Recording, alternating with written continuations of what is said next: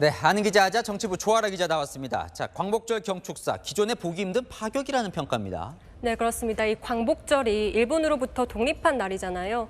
그래서 광복절 경축사는 일본 과거사 문제에 대한 언급 수위가 늘 관심인데요. 오늘은 아예 과거사 언급이 없었습니다. 이 광복절 경축사의 단골 손님인 새로운 대북 제안도 없었죠. 오늘 눈에 띄는 건 자유민주주의 가치연대를 앞세워 유엔사의 역할을 강조한 건데요.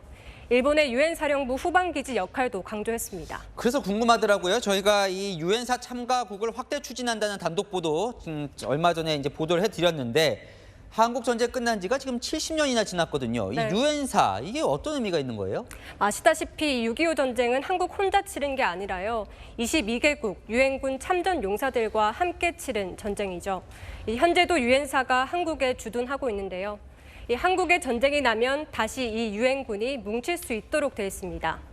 1953년 7월 27일 정전협정 체결일에 맞춰 당시 전투 지원국인 16개국 대표가 발표한 워싱턴 선언에 따른 건데요. 그런데 이 자동 참전국에 의료 지원단을 파견했던 국가들까지 포함시켜 유사시 자동 참전국을 더 늘리겠다는 겁니다. 덴마크는 이미 병력을 파견하고 있고요. 현재 병력을 파견하지 않거나 훈련에 참여하지 않는 나머지 5개 국가도 유엔사 참여를 논의하겠다는 겁니다. 북한의 핵미사일 위협이 커지는 상황에서 이 자동 참전하는 국가를 늘리면 함부로 도발할 수 없을 거라는 판단에 따른 겁니다. 또 유사시 미국에만 의존하지 않고 이 유엔 국제연대로 맞설 수 있는 보장 장치를 마련하게 된다는 생각도 하고 있습니다. 그런데 이 이슈가 처음 나온 게 아니라 지난 문재인 정부 때도 나온 적이 있더라고요. 그때는 반대를 했었어요, 그죠? 네, 그렇습니다. 이 덴마크가 병력을 파견하겠다고 했지만 거부를 했었고요. 또 미국이 독일도 유엔사에 가입시키려 했지만 이 문재인 정부는 한국과 사전 협의가 없었다며 거부한 바 있습니다. 이 북한과의 관계 개선을 꾀하며 종전 선언을 추진하던 문재인 정부로서 이 유엔사 확대를 받아들이기 어려웠겠죠. 이 북한은 일관되게 유엔사 해체를 주장해 왔습니다.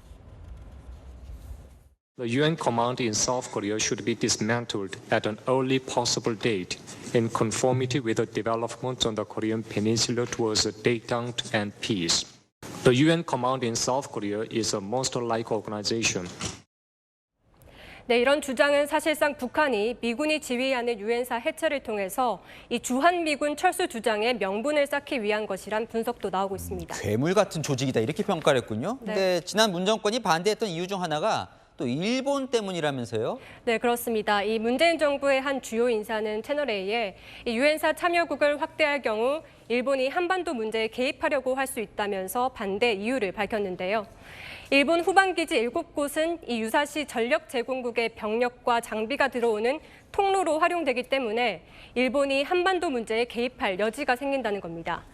이 대통령실에 관련해서 제가 물어봤는데요.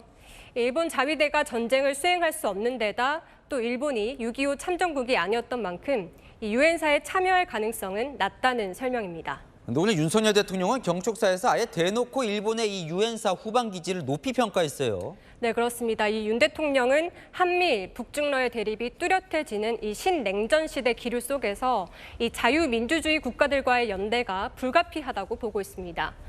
이 전 정권이 불편한 눈으로 바라봤던 일본의 유엔사 후방 기지도 오히려 적극 활용하겠다는 의지를 밝힌 셈이죠. 이틀 뒤 한미일 정상회의에서 이런 기조는 더 강해질 전망입니다. 다만 민주당과 문재인 정부 인사들이 반대하고 있어 이 유엔사 확대와 일본의 역할 확대는 향후 충돌이 예상됩니다. 네, 잘 들었습니다. 아는 기자 조아라 기자였습니다.